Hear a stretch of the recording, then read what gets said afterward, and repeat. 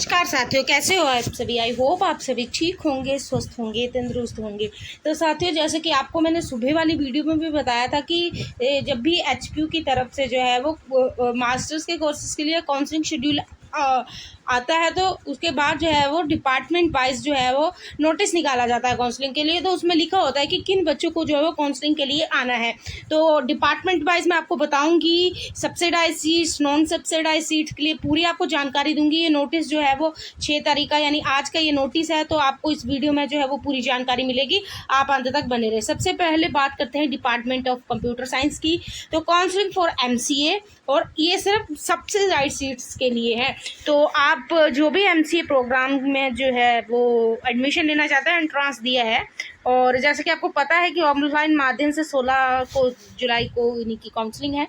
तो open to all and HPU general, यहाँ पे लिखा है जो ओपन यानी कि जो जर्नल कैटेगरी के जो भी विद्यार्थी हैं, तो 54 एंड उसके अलावा जिसके भी मार्क्स जनरल कैटेगरी में ओपन या सभी के, या मतलब SC ST OBC कोई भी हो, इसमें सभी के लिए ओपन होता है, और जनरल वालों के लिए जिनके मार्क्स 54 हैं या उससे ज़्यादा है वो आए काउंसलिंग के लिए। ये फर्स्ट है, open to all and HPU general. ठीक है, समझ गए, सभी के लिए, सभी कैटेगरी के लिए जिनके 54 से अबव है या 54 है। उसके बाद आ जाइए SC की।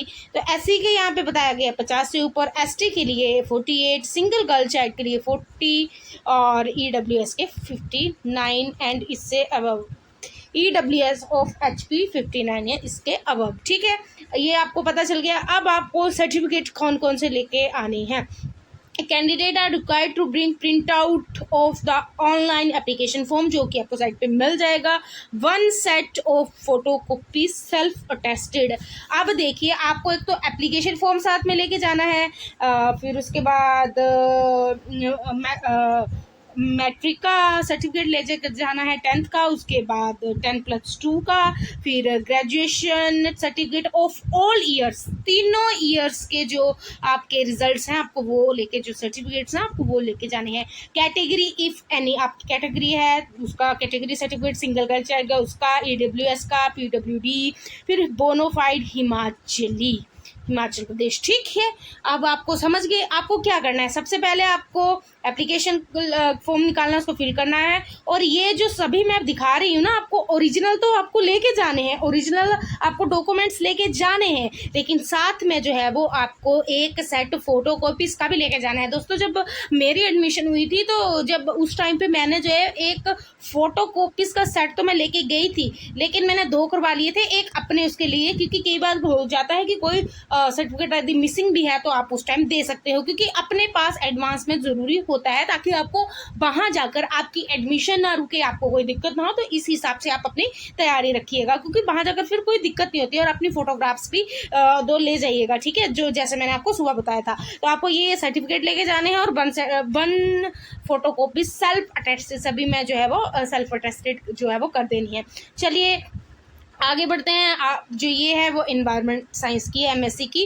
तो जो भी ओपन टू ऑल, ये सभी कैटेगरीज के लिए ओपन है। तो यहाँ पे बताया गया है कि जिसके भी मार्क्स 66 या उससे अबव हैं वो आ सकते हैं। उसके बाद HP जर्नल में के लिए 58 या उससे अबव मार्क्स हैं, फिर SC के लिए 51, फिर EWS वालों के लिए 60 यहाँ पे बताए गए हैं। सेम प्रोसेस यहाँ पे रहने वाला है, फोटोकॉपीज डॉक्यूमेंट्स जो मैंने ऊपर बताई। ठीक है, चलिए अभी आगे बढ़ते हैं। डिपार्टमेंट ऑफ फिजिक्स की बात करते हैं, MSc की। तो यहाँ पे आपको पता है कि 11 जुलाई को काउंसलिंग होनी है। तो यहाँ पे जो है वो फिजिक्स के लिए यहाँ पे ओपन एंड जर्नल कैटेगरी, सभी कैटेगरी और जनरल वालों के लिए जिनके 40 या 40 से ऊपर है। SC के लिए 40, ST के लिए 36, सिंगल गर्ल चाइल्ड के लिए 40, PWD के लिए भी 40, और EWS कोटा वालों के लिए 42 रखा गया है। इसमें भी सेम प्रोसेस डॉक्यूमेंट्स का रहने वाला है, जो मैंने आपको बताया। चलिए आगे बढ़ते हैं। अब बात करते हैं MCOM की। तो MCOM में जो है वो यहाँ पे सीधा ही यहाँ पे बताया गया है कि 54 and above to under the general category, जिसके 54 मार्क्स है उससे ऊपर है जो जनरल कैटेगरी में ओपन टू ऑल के वो आ सकते हैं। उसके बाद 45 SC ST PWD categories and उसके बाद 40 मार्क्स टू जनरल जो सप्लीमेंट्री सीट्स हैं उसके लिए यहाँ पे बताया गया है। तो आपको जिनके नंबर इतने हैं से ज़्यादा हैं वो जा सकते हैं। सेम प्रोसेस यहाँ पे डॉक्यूमेंट्स का रहने वाला है। उसके बाद चलिए आगे बढ़ते हैं, MSc केमिस्ट्री की बात करते हैं। तो ओपन एंड जर्नल के लिए 50 या उससे ज़्यादा है तो आप काउंसलिंग के लिए जाएं। SC 45 या उससे ज़्यादा, ST के लिए 39, और फिर EWS के 50 या 50 से ज़्यादा, PWD 40 या 40 से ज़्यादा। फिर उसके बाद बार्ड ऑफ HPU एम्प्लॉयज़, यदि HPU में कोई एम्प्लॉई है काम करते हैं तो उनके लिए 40 या 40 से ज़्यादा। सिंगल गर्ल चाइल्ड के लिए जो है वो 40 या 40 से ज़्यादा, स्पोर्ट्स में 40 या 40 से ज़्यादा, और कल्चर 40 या उससे ज़्यादा। और नॉन सब्सिडाइज सीट्स के लिए यहाँ पे MSc केमिस्ट्री में जो है वो 42 मार्क्स चाहिए। और यहाँ पे जो है जो कैंडिडेट एलिजिबल हैं तो वो आ सकते हैं। तो डॉक्यूमेंट्स मैंने आपको बता दिए हैं। यहाँ पे भी देखिए print out online application, original documents भी लाने हैं और सेल्फ अटेस्टेड भी लेके आने हैं। 10+2 भी जो जिन्होंने BSc की है तो आपको सबसे पहले लाना है। फिर JK migration certificate if any कोई भी होता है तो आप इसको पढ़ सकते हो। चलिए आगे बात करते हैं MSc बॉटनी एंड जूलॉजी की। जूलॉजी में बॉटनी की बात करते हैं तो ओपन टू ऑल के लिए 53 या उससे ज़्यादा, HPU जर्नल के लिए 44 या उससे ज़्यादा, SC के लिए 42 या उससे ज़्यादा, ST के लिए 42 या उससे ज़्यादा, PWD 40 या उससे ज़्यादा, सिंगल गर्ल चाइल्ड के लिए भी 40, कश्मीरी स्टूडेंट्स के लिए भी 40 and board of HPU universities के लिए भी 40 एंड EWS के लिए भी 40 या 40 से ज़्यादा। जूलॉजी में यदि ओपन टू ऑल कैटेगरी या जर्नल में आप आते हैं तो 70 या उससे ज़्यादा मार्क्स आपके होने चाहिए।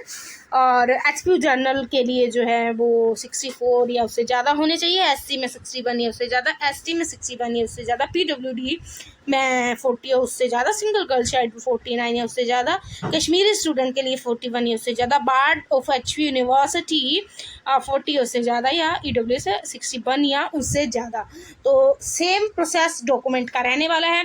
तो साथियों आज इस डेट और अभी तक ये नोटिस और इस डिपार्टमेंट ने निकाल दिए हैं। तो जल्दी से आप जो है वो इन सारे जो डॉक्यूमेंट्स मैंने आपको बताए हैं 1 बाय 1 करके आप इनको निकाल लीजिए। नहीं है तो आप निकाल के इनको पूरा फिनिश कर लीजिए, ताकि जब आप काउंसलिंग के लिए आपको जिस दिन जाना है तो आपको उस दिन कोई दिक्कत ना हो। आप उससे 2 दिन पहले फ्री माइंड के तौर पर जो है वो आप काउंसलिंग के लिए HPU जाएँ और अच्छे से जो है वो उस चीज़ को एक्सप्लोर करें। यदि आपको कोई भी दिक्कत है प्लीज़ कमेंट सेक्शन में पूछें, मैं आपकी हेल्प करने के लिए हमेशा तैयार हूँ। और प्लीज़ चैनल को सब्सक्राइब कर लीजिए और ज़्यादा से ज़्यादा शेयर कीजिए। थैंक यू वेरी मच दोस्तों।